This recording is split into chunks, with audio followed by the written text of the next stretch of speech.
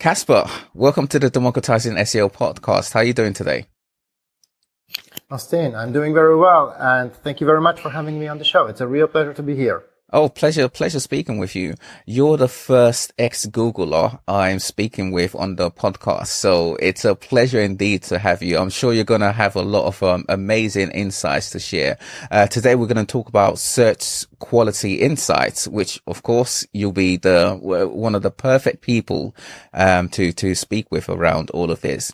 Now, being an ex-Googler, I am very curious into how you found yourself working at Google. So if you don't mind, could you please explain how you ventured into working at the big G?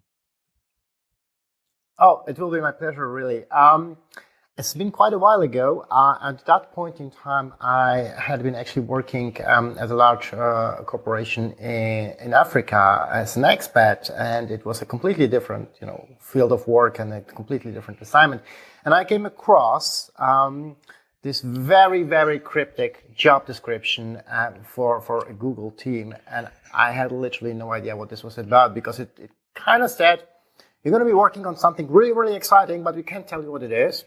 So if you feel like you're up to it, apply here. And that's literally what I did.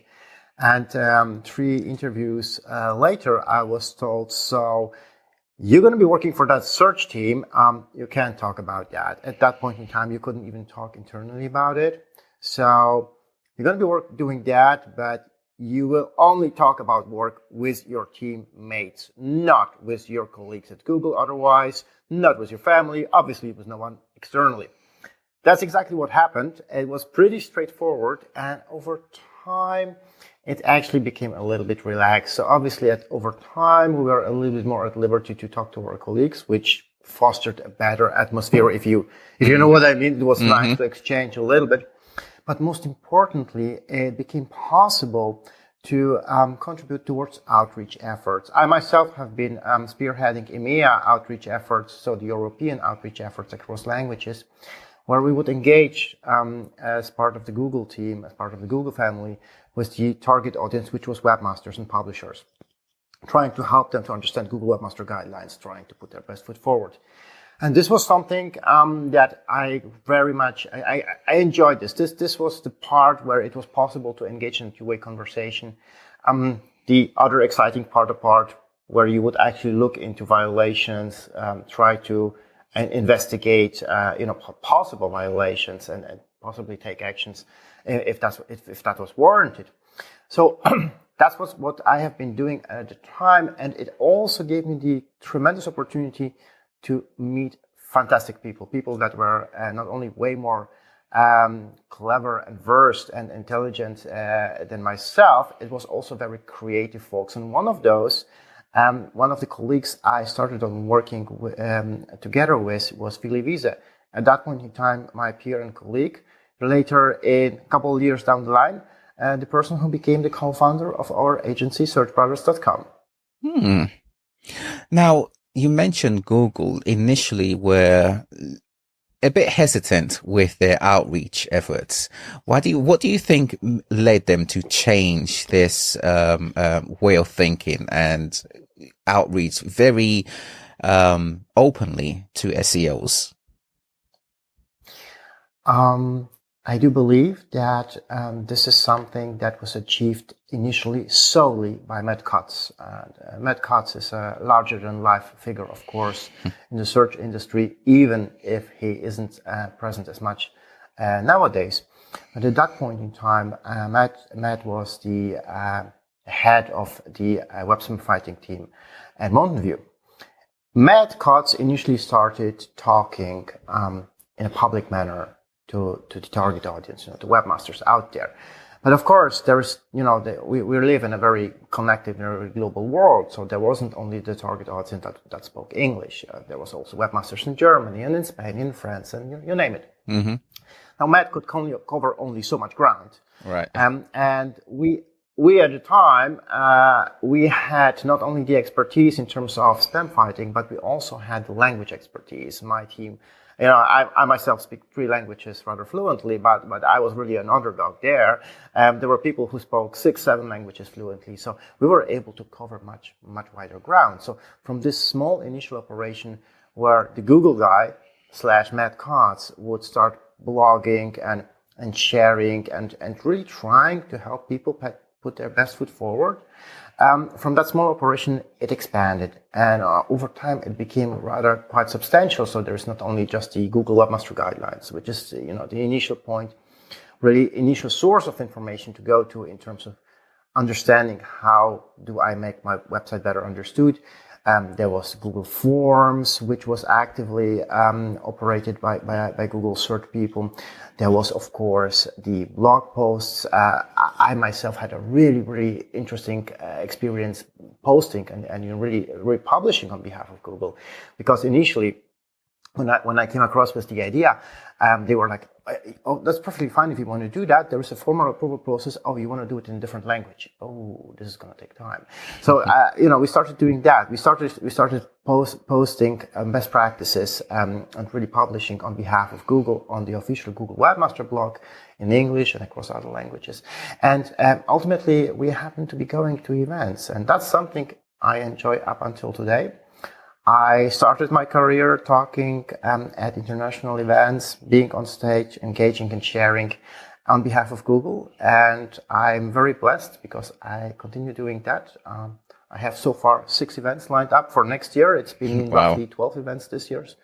So it's quite a lot, but it's a fantastic way of giving back to the community. It's also a great way to receive feedback, really to engage, to learn from others. And of course, it's a great way to travel and to go to places you haven't been before. So a lot of advantages, and all of that is really the result of the early stages of the Google search team, 2006, 2007, roughly, ancient history in terms of internet, how the internet came to be, but interesting history nonetheless. Yeah, indeed. Now, when it comes to search quality, what should SEOs really know? And this coming from someone who's a Googler. What are the fundamentals SEOs should know?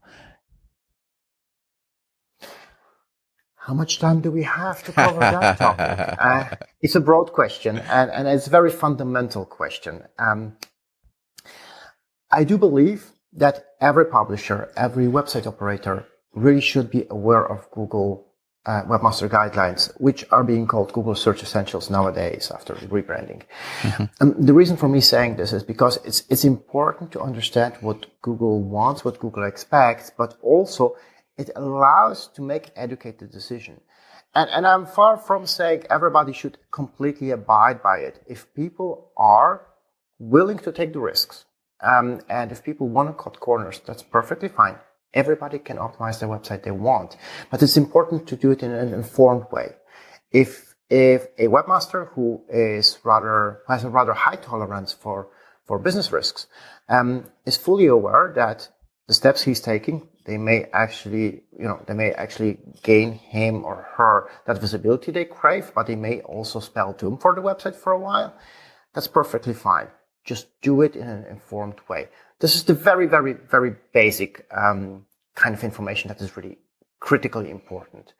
And since you're asking, I would also like to say there are 2 sources of data which I believe, and all my experience points towards that, are really critically important for conducting SEO. One, of course, being Google Webmaster tools, because that's the main source where we can actually get verified information about how Googlebot and how Google algorithms perceive data and signals of a website. So this is critically important. Now, this may sound coming from a Google fanboy like myself, but I also want to put forward Bing Webmaster Tools, right? Because Bing Webmaster Tools, and I want to park for the moment the market share situation, because it's still a major search engine, right? Quite comparable in their approach. And utilizing Bing Webmaster Tools is yet another data source. It's free data. So why not utilize that before tapping into paid solutions, which are, of course, as well a good approach. But these 2 are the very basic that every webmaster should embrace, because it's free of charge and because it's verified data. Within the community, there's always this talk around click data. And quite recently, it's been leaked that Google does indeed consider click data as part of its ranking, or at the very least personalization of its rankings, right? From your experience, do you think Google considers click data in terms of presenting recommended sites to users? One, and two, has this always been the case? So I want to answer that question, but it's important to point out that click data is a term that may not be coined in a wider public discussion in the same way that Google may consider it.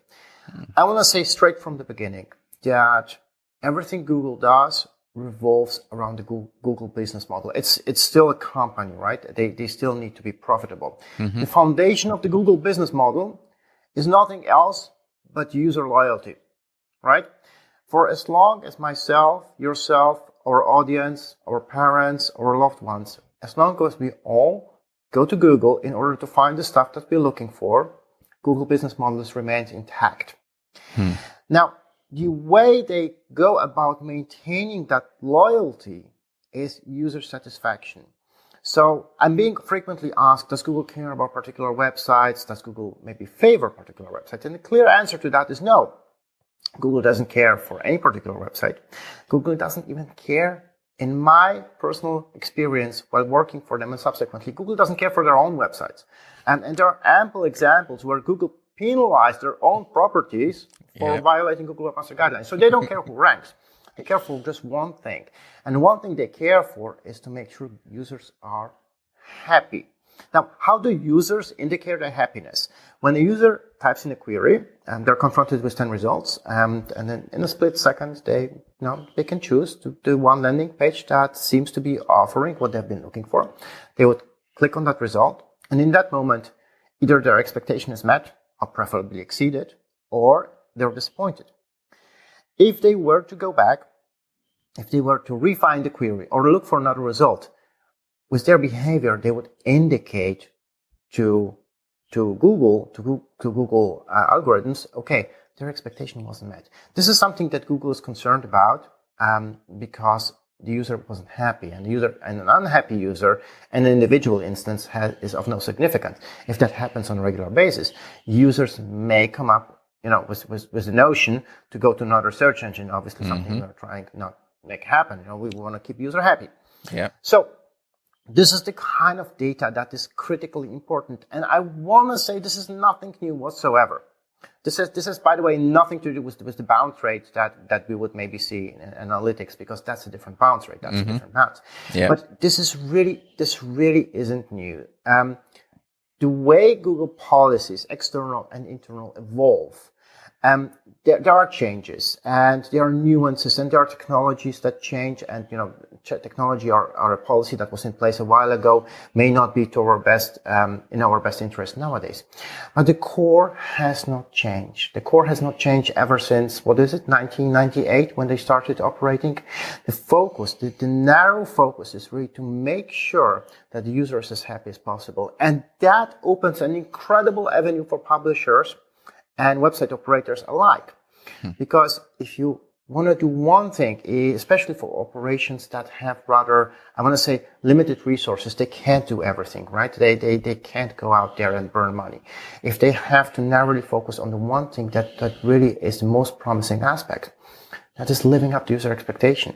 So when I'm being approached, for instance, by young entrepreneurs, new business models, new operations, and I say, we want to do it right from the beginning. We want to get the SEO perfect. I always tell them, that sounds great. We would be happy to help you. But I do believe that rather than expanding your resources on SEO from the beginning, you should focus on something else altogether. Focus on the product and the service that you're providing. Make sure it demonstrates a unique selling proposition. If you have that unique selling proposition, if you understand it, if there is something around the service or product that is really not readily available elsewhere, make sure the user understands it on the landing page. But also make sure, please, that is also part of your snippet representation. which trickles down to very, very basic SEO, right? The snippet representation, the title and description is nothing spectacular in terms of how advanced it is. But if we are not telling users why our landing pages are what they're looking for, what is different about them, what is special about them, we are not putting our best foot forward. So I do believe user experience is critically important, and I do believe it's always been. And obviously, I'm hesitant to get involved in the wider debate with relation to the current litigation or past litigation. Mm-hmm. This is not something I want to absorb my time with. But while talking to people at conferences, while talking to clients, I always say the user comes first. There is a saying in our industry which goes along the lines of, Google likes the websites that are popular with users. And that's exactly it. Google likes the websites where users indicate with their behavior, yes, we found what we've been looking for. Yeah.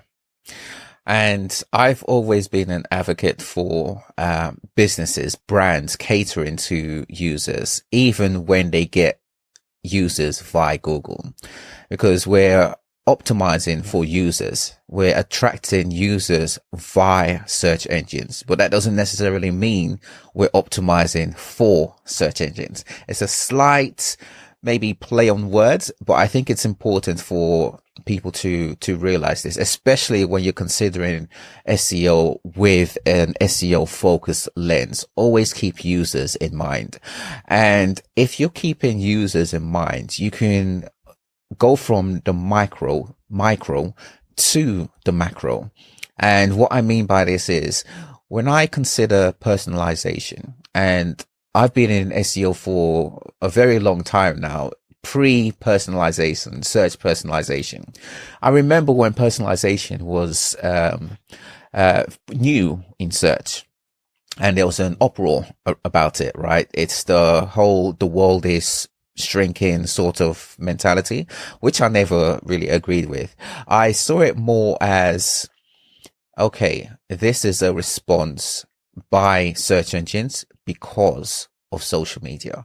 I always focused on social media because it was right about that time where social media was becoming more and more prominent to the mass user, right?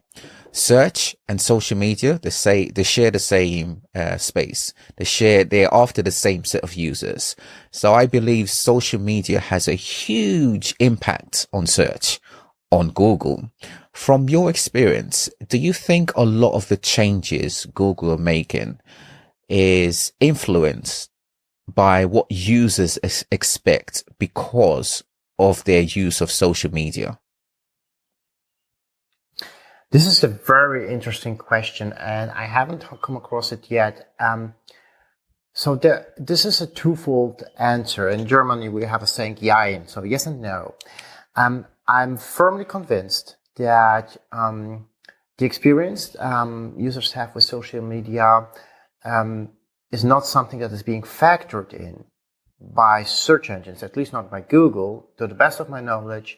And what myself and yourself, what we're experiencing, say, utilizing, say, Facebook or another, or LinkedIn or whichever network, this does not necessarily taint the results we're getting when we are Googling or we're typing in a query for the next book we want to purchase. Mm-hmm. However, and there is a very fine nuance, and this ties perfectly into what you just said and what I've been talking about prior about the unique selling proposition.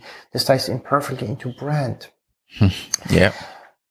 The reason for me saying this is because all these channels that are out there, and I want to focus quite a lot on Facebook because it's the largest network out there. This is a huge opportunity not to change or improve SEO signals directly. That's not going to happen, especially not the links of all of these. This is not something that's being factored in. Right. However, brand building is a whole different story. And in order to make this more understood for our audience, just think for a moment for the thing you've been querying most recently. What was the thing you Googled today, right? There was 10 results, say there was a bunch of results that were, that were on the table. And among those results that you could see on the landing page, on the Google search page, there was maybe one or two where you knew the brand. And whenever that happens, users are most keen on click on that result because they already have a certain expectation set with regard to the brand. They know it's a reliable brand. They know maybe it's a product, so maybe they know they can return it if they don't like it. Maybe they know this is a brand or a landing page or a platform that offers the best variety of reviews for a product they've been looking for. Whatever it is, the familiarity with the brand is something that impacts the CTR. Now, CTR is a very important factor because the CTR, the click-through rate, indicates to Google, all right, this is a landing page, and from an individual point, from a marketer perspective, and on a larger scale, this is a website that is being appreciated by users, where users actually give it the benefit of doubt and click on it. So high CTR is actually a very desirable objective, if you want, right? Mm-hmm. This is a KPI that we can work towards. And getting to that point where brand is being recognized is actually something that we can work towards as companies and as platforms. And of course, we need those channels towards that purpose. And for some channels, I'm thinking particularly the fashion industry or the travel industry. There are channels that are better suited. So Instagram is for instance, a channel where you can share beautiful images, right? So if you happen to be in the travel industry, one of our favorite verticals, it's rather easy to show something really nice. Now, if you're selling, I don't know, I'm going to go ahead with, you're in the retail business and you're selling engine parts or aircraft parts. Instagram is probably not your favorite channel, right? There's only so many people on Instagram that enjoy aircraft as much as I do. But there are different channels. You can be present on Facebook where you address questions with regard to your product, with regard to your service, and so far and so forth. So all of these channels that are out there, all of these social media channels, they do not provide us with an opportunity to improve our SEO signals, most certainly not.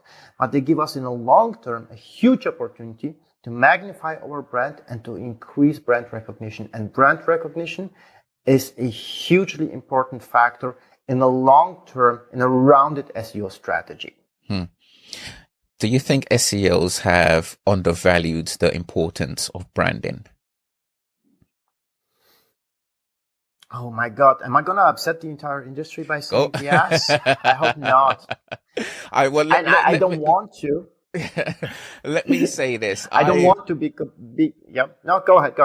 So I was going to add to that I, for one, through my junior career, I would say yes, I'd historically undervalued the importance of branding. It's only now when I look at business or SEO from a business lens first that I realize, we've essentially been looking at SEO the opposite way. We need to flip it around from going after generic to focusing on brand-led keywords. But please go ahead.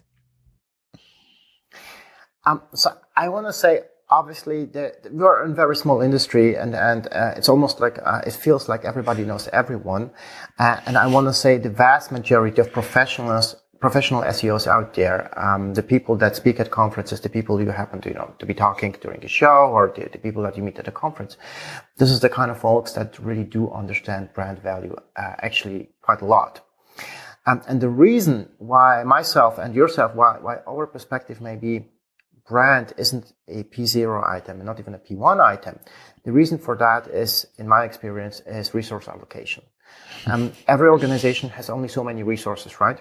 So if you happen, and especially when we're talking about organizations that are driven by quarterly data, so large organizations, brand building is a long-term endeavor. So when you have only so many resources, and you can pick and choose, you can make your website faster, you can improve the snippet representation and thereby possibly the CTR of already high impression volume landing pages. Or you can work on the brand, which is obviously going to take much longer in order to actually bring some fruits to translate into higher CTR. Your picks are clear. The reason I do believe why brand isn't prioritized is because it takes so much longer, and it is not a potentially high impact item over the next 3 to 6 months. That's not to say that brand should be neglected, especially for large organizations, for the organizations that already are among the top, top providers in the vertical field or in their respective field, that want to increase the market share, that want to maybe become the number one market player. For these guys, brand is hugely important. And on that note, I want to say one thing, because I see that all the time happening. Please be very much aware of brand consistency. So what we see is for organizations that have a multitude of channels, the brand consistency would be rather reflecting the changes in the logo and the changes in the representation over the years, but it wouldn't be really consistent. And that, of course, doesn't help. So if you have a brand, if you're maintaining it, make sure it looks and feels exactly the same across board. Mm. I remember in my younger years in my SEO career, we had a lot of business leadership very much against SEOs focusing on any brand related activities. And the rhetoric back then was, okay, branding is catered by branding expert, right? So any traffic that's attained via organic search, which is brand led, is not earned by SEOs. And they had such dominance over SEO. You know, when you think of it, when you think of the dynamic, you have business leaders who came up from a non-SEO background and SEO, which are very much new, or at the time were very much new within a business, right? So it's like Goliath versus the little guy, right? So of course this person always won, right? And now that I think about it, I don't think that was the right approach, even back then when SEOs were not focused on brand. And I think it's partly because of leadership, that SEOs focus more on generic keywords rather than brand-led keywords. A brand like Apple predominantly focus on brand-led keywords. And when I think about it, I think if you look at brand-led keywords and non-branded keywords, the markets for both are going to change. I believe we're going to see an increase in brand-led keywords, brand-led searches, and a decrease in non-branded searches. And I don't have any data to back this up, but what I'm seeing from a search lens point of view, and also a social media point of view, because I'm very much interested in both spaces, because I said they pretty much share the same user. I think we're going to see a massive change in search in the coming months to years. What is your take on all of that? I'm always really rather hesitant to make really profound pronouncements how search may develop. And the reason for me saying this is because users evolve, users change. I do believe, for instance, silver surfers nowadays are really adept and really understand how search works, which wasn't probably the case, say, 5 or 10 years ago. Obviously, there are changes that are being introduced to Google policies. There are changes that are being rolled out in terms of technology available elsewhere. There are marketing disrupting or potentially marketing disrupting changes or releases, such as so-called AI solutions nowadays. Now, it isn't sentient, it isn't AI, but language models that allow us to get things done way more swiftly and potentially with better quality. So there is a lot of moving parts. That's what I'm trying to say, and it is difficult to say we're going to go in a certain direction. Most certainly, whether brand changes or whether brand searches are going to become the dominant volume of searches going forward or not, I do believe this is also hard to say in general terms, because what we have to think about is that there are very much segmented niches, and there are industries where there is only a handful of players. Now, wherever there is only a handful of players, users, the interested target audience, tend to know these, so they would already probably adapt their query accordingly to what they're looking for. for myself, whenever I look for a particular title, and I'm a very avid book reader, myself, I would actually quite potentially already include in the query the website I'm most keen on looking for a particular title, because I can trust it. I know what to expect, and books being, of course, only one example. But I want to also touch what you said before, because there was what you mentioned was this rather constructive discussions which weren't really eye level, where different interests and different stakeholders would contribute to what ultimately translates to SEO signals, right? And this hasn't changed. And as you will know yourself very well, a large part of our daily jobs is educating, elaborating, and enabling people to work together. Whenever being asked about it, I always say, in terms of SEO, how do you structure your SEO team best? Well, think about a racing team. I'm an avid fan of Formula One, so I'm always referring to Formula One as a reference. So Formula One would be, every team would include a large volume, a large number of people, and there will be a lot of technicians. There will be the strategists. There will be the physicians. There will be, of course, 2 drivers, two stars being up there. But there is only one person really in front, and that's the team principal. And that's how I have experienced SEO working best. So while you have these different groups with different opinions and quite potentially different priorities that impact SEO down the line, it is important to have one person in place, preferably one with a wider understanding how to prioritize SEO signals, that takes the ultimate decision in order really to focus on what really makes a difference, but also not to hamper those efforts by teams working against each other. And one of the largest or most profound SEO disasters I've experienced were very much triggered ultimately by SEO teams really not working together, or working really not talking to each other, which really spelled doom down the line, because the consistency was missing. So consistency and clear guidance and clear leadership are really key elements to SEO, whether in the context of brand searches or in general, matter of factly speaking. I want to move on to considering TikTok as a search engine. For a year now, I've been focused, actually more than a year, going on 2 years actually. I've been looking into TikTok and seeing the changes that they are making.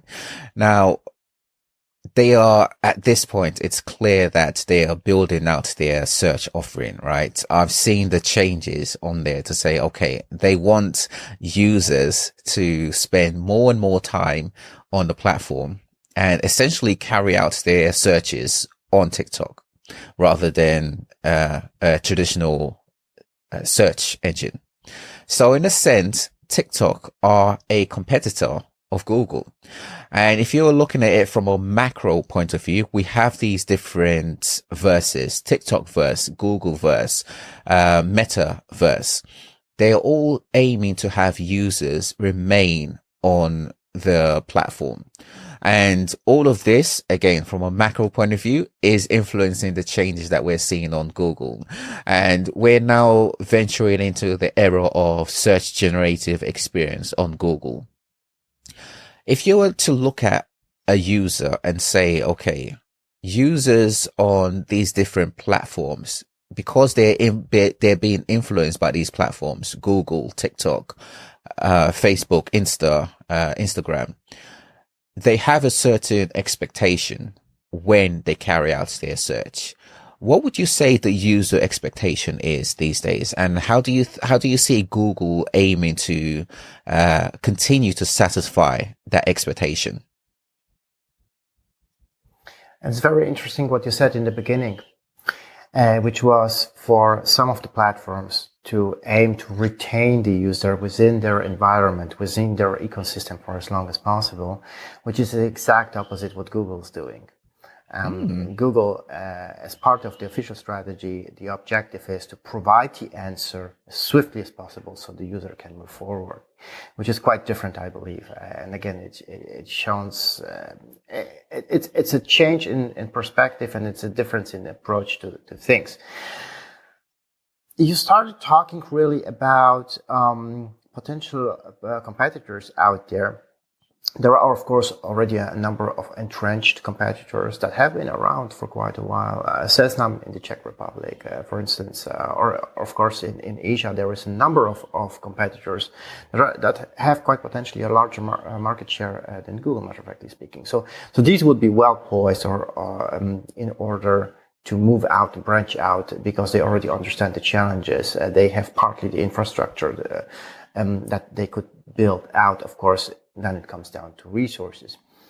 When we talk about social media becoming a major player, again, this is just my opinion rather than a forecast or prediction of any sort. I rather see them facing a completely different challenge. If you look at the numbers, the hours, the minutes and hours that we spend on social media, especially in certain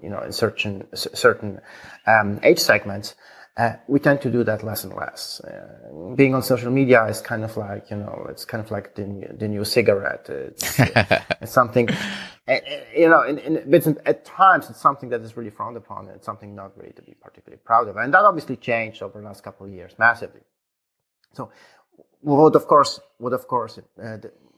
this development, what it implies is, of course, that the revenue sources are potentially going to be shrinking over time, which is not conducive to building a massive infrastructure, because that's what we're talking about. If we want to build a search engine that competes against the market dominant force, which is Google in many markets, you need to have a huge infrastructure in place in order to provide even a comparable service or an improved service.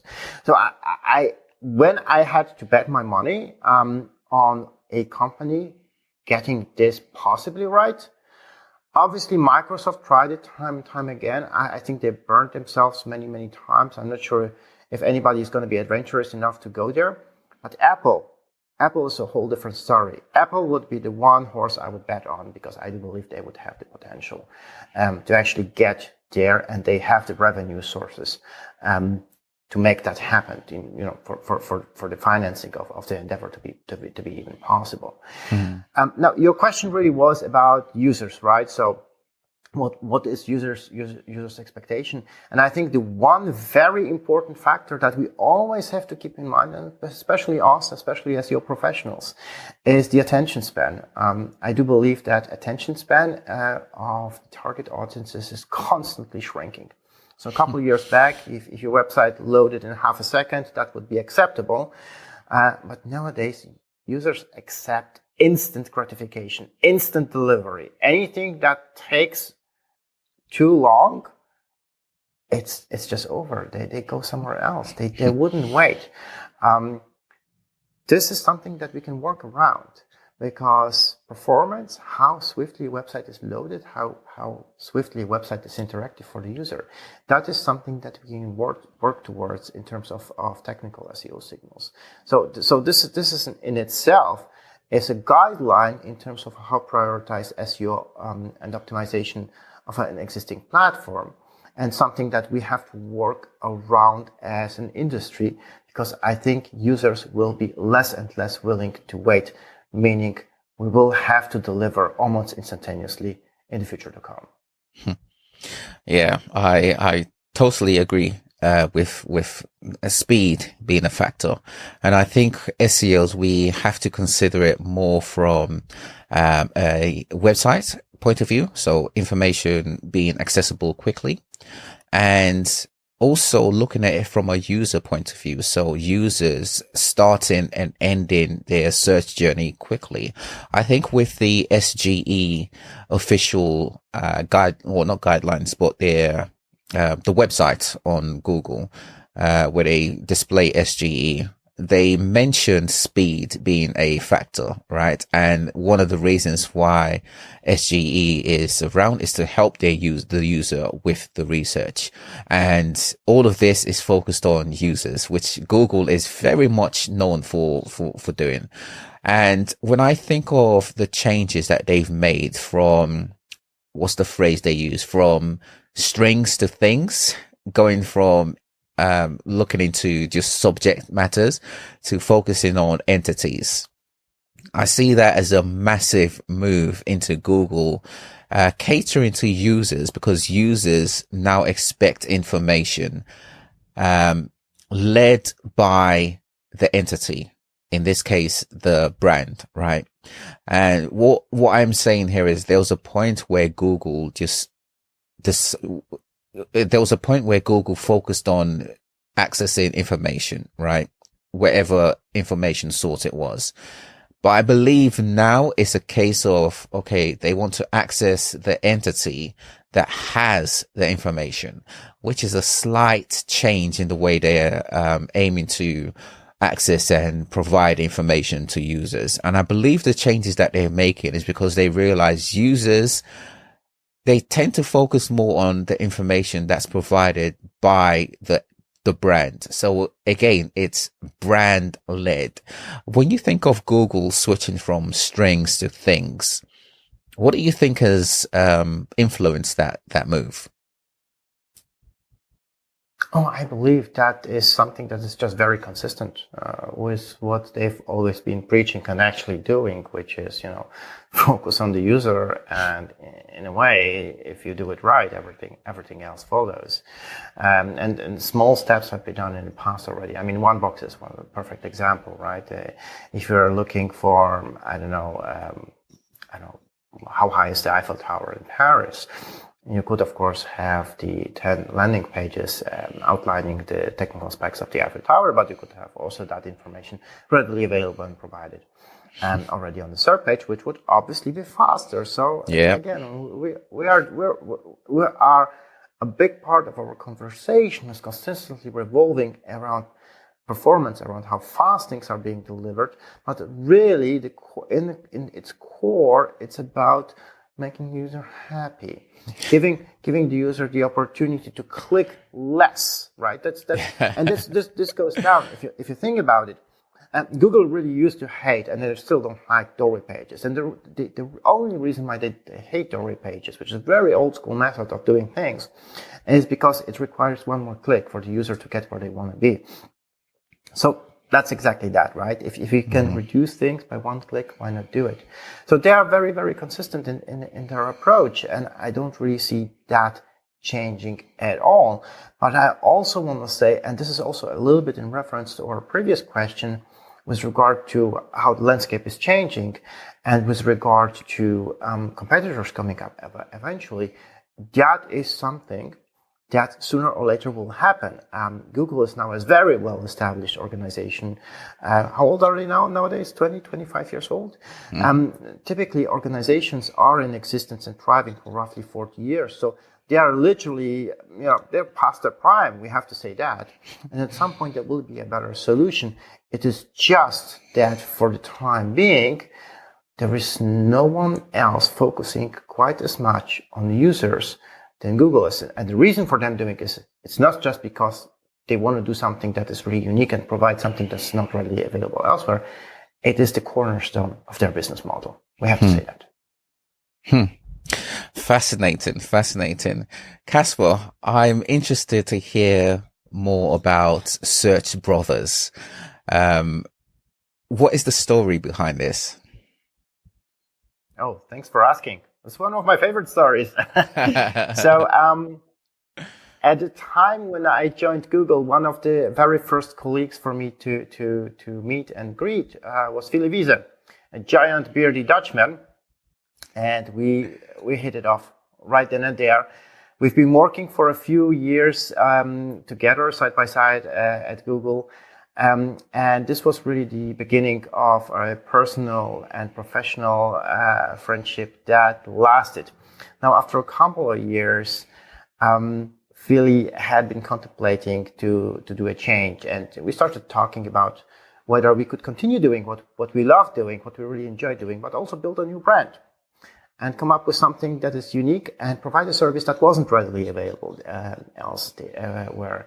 You have to understand, and for our audience, for a broader context, is we have been both doing outreach, but the Google policies at that point in time said everything has to be public. Now, a lot of the people that were seeking help were saying, look, we're going to give you all the data. We're going to give you everything that you need in order to help us. But it has to be private. We can't make it public. We are a public company. There are shareholders. It's just not going to fly. We're not going to get that signed off. So our course of thinking was, we have this experience and we see a need there for people to be aided with real, actual, tangible, actionable advice to improve their platforms in a very confidential manner.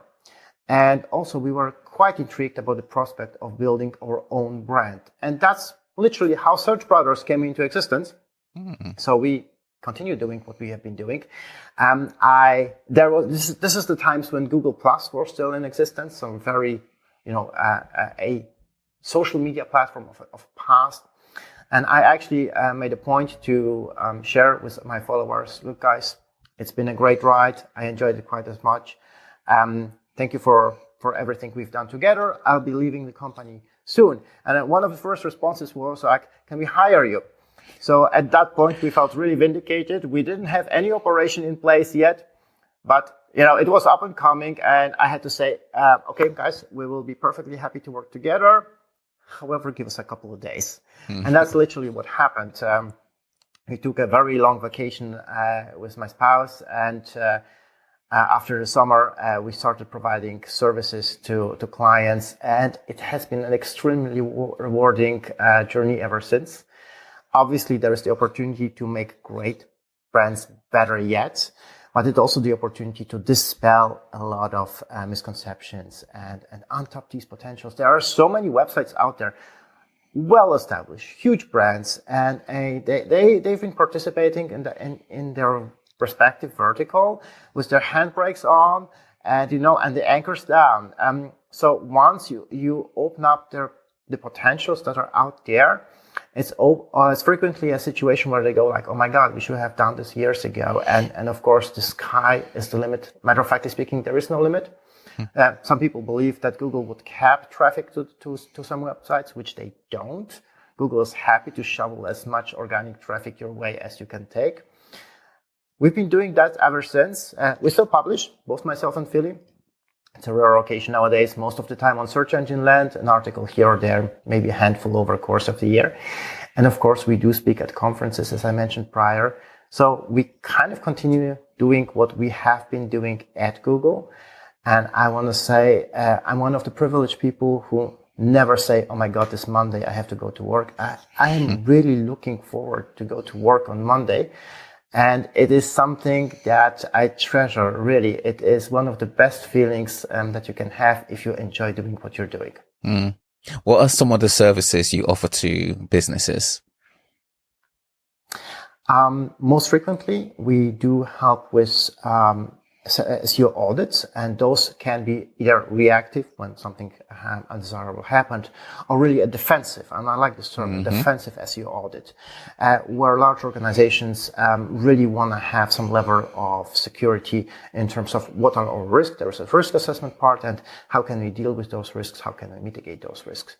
Large organizations do require and request on-site trainings, where we pass on the expertise gained during our tenures, or respective tenures at Google, that know-how, that insider knowledge, that disadvantage that we have, we pass that on. We educate on-site and in-house teams for them to be able to leverage best practices within their respective operation.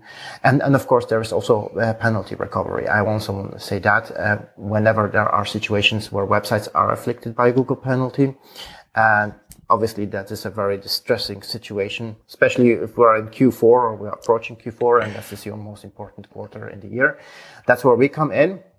There is, as you mentioned prior, only a handful of people that do what we do and have a comparable comparable level of experience. So we do apply that. I myself, as well as Philly, we used to work on the team applying the penalties, so the Google search team, but also we were tasked with removing penalties whenever websites got back into Google's good grace. They removed whatever they have been doing in the past. They applied for reconsideration. So again, this is just that part where the expertise come in, and we try and help clients to get back into Google's good grace, when they strayed and they don't want to be in the doghouse anymore. Doing that is hugely rewarding. And let me close with one important remark. There is no such thing as a penalty that cannot be fixed. There is no situation where a domain is too badly burned. There is always light at the end of the tunnel. Awesome. And what is the website where people can find you? That's SearchBrothers.com. Brilliant. One last thing. If SEOs knew this about SEO, they will always have search engines on their side. What would this be? If they knew this, they would have always search engines on their site. Oh my God, I'm not at liberty to validate the NDA. You know that. You know that, right? You had to ask. I had to push it.